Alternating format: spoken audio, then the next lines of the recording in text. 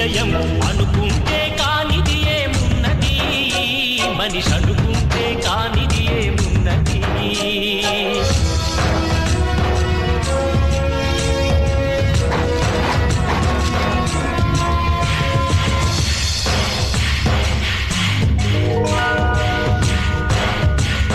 చిలిపి బాలుడనుకుంటే చిటికనేలు అనుకుంటే కృష్ణుడెత్తలేడుగా గోవర్ధన భారం సీతగాని లేకుంటే చేత కాదు అనుకుంటే విల్లు విరవలేడుగా శ్రీరాముడు సైతం మనసుంటే కనపడదా ఏదో మాత్రం